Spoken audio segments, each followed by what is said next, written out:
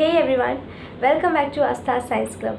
सो guys, last video में हम सब ने देखा था मेंस्ट्रुअल साइकिल थ्योरेटिकल बेसिस पे कि किस फेज़ पे क्या होता है। एंड इस वीडियो में हम लोग देखने वाले हैं मेंस्ट्रुअल साइकिल कि किस फेज़ में क्या इवेंट में किस तरीके से क्या चेंजेस होते हैं। So let's move towards a video. So आपकी स्क्रीन में एक ग्राफ दिख रहा होगा। इस ग्राफ में एक्स एक्सिस में सारे फेजेस हैं कि कौन कौन से फेजेस होंगे मेंस्ट्रुअल साइकिल में, एंड वाई एक्सिस में सारे इवेंट्स हैं। तो एक्स एक्सिस देखते हैं। सबसे पहला फेज़ है हमारा menstruation, then follicular phase, then 14-15 days पे होता है वहाँ पर ओव्यूलेशन, एंड देन है हमारा ल्यूटियल फेज़, एंड फिर से नेक्स्ट साइकिल बिगिन्स, यानी कि ये साइकिल फिर से रिस्टार्ट हो जाती है।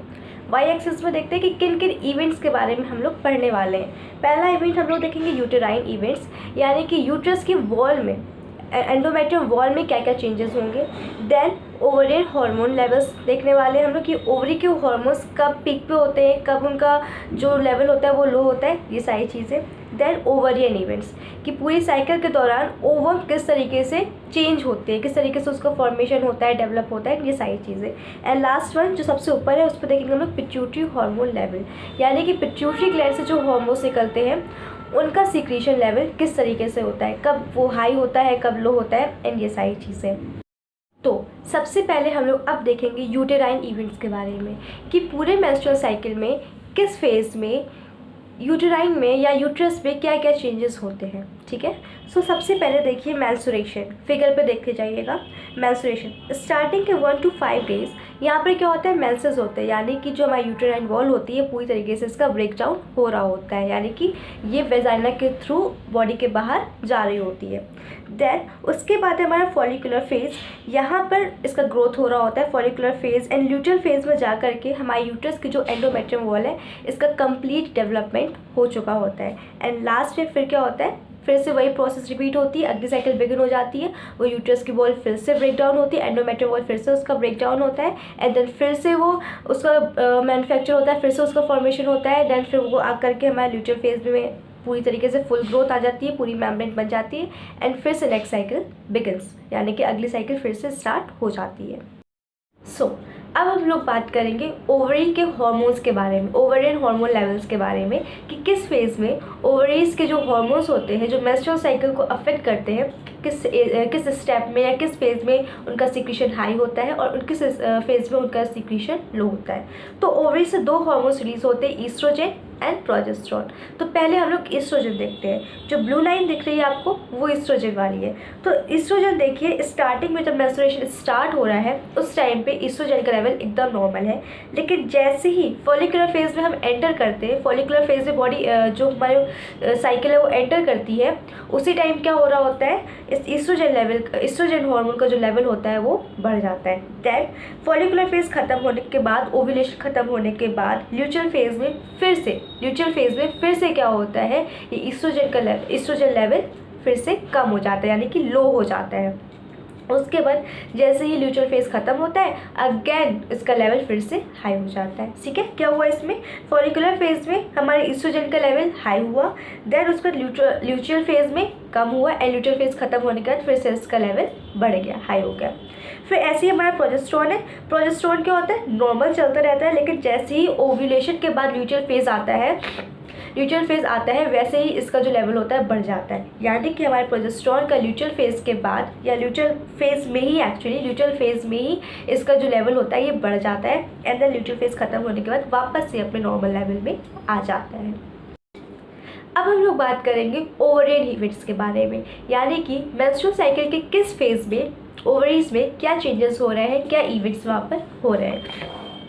ठीक, तो देखिए जैसे कि हम लोग को पता है कि जो हमारे फॉलिकल्स होते हैं एक स्टेप में आने के बाद उनका ग्रोथ रुक जाता है, उसके बाद मेंस्ट्रुअल साइकिल के दौरान उस फॉलिकल का क्या हो रहा होता है, डेवलप हो रहा होता है।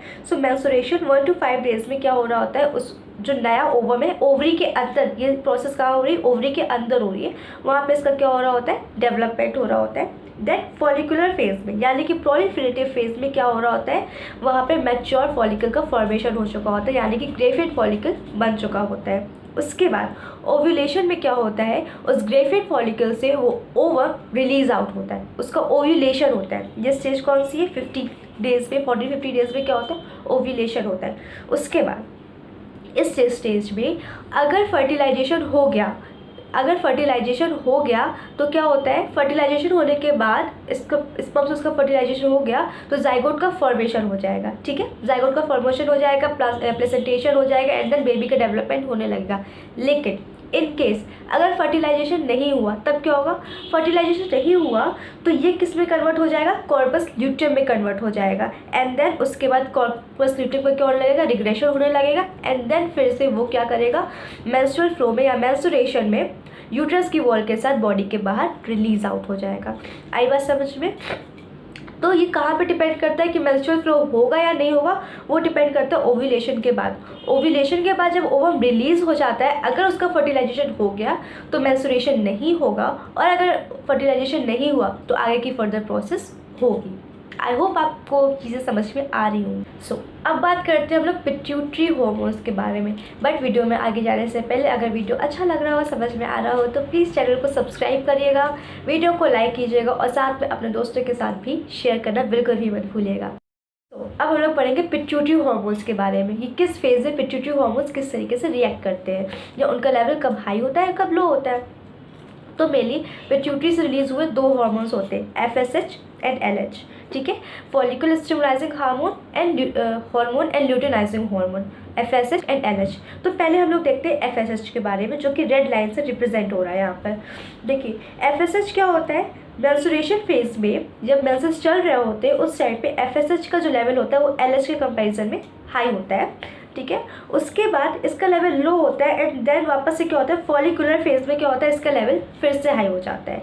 देन फिर से इसका लेवल ओव्यूलेशन के दौरान इसका लेवल कम होता है एंड देन जैसे जैसे ल्यूटियल फेज में जाते हैं इसका जो लेवल होता है फिर से बढ़ने लगता है। सिंपल। कुल मिला के अपने बस इतना ध्यान रखना है कि ओव्यूलेशन फेज में हमारे FSH का जो सीक्रेशन लेवल है वो सबसे ज़्यादा हाई होता है। सेम यही चीज़ हमारे LH के साथ भी है। LH जो ब्लू लाइट से दिखाई दे रहा है आपको, LH भी ओव्यूलेशन के दौरान उसका जो सीक्रेटरी लेवल होता है, उसका जो सीक्रेशन लेवल होता है वो सबसे ज़्यादा हाई होता है। देन वापस से फिर वो नॉर्मल होने लग जाता है। ठीक है, तो FSH और LH दोनों ही ओव्यूलेशन के दौरान एकदम पीक पर होते हैं। इस तरीके से हम लोगों ने ग्राफिकल व्यू में या मेंस्ट्रुअल साइकिल हम लोगों ने ग्राफिकल रिप्रेजेंटेशन देख लिया।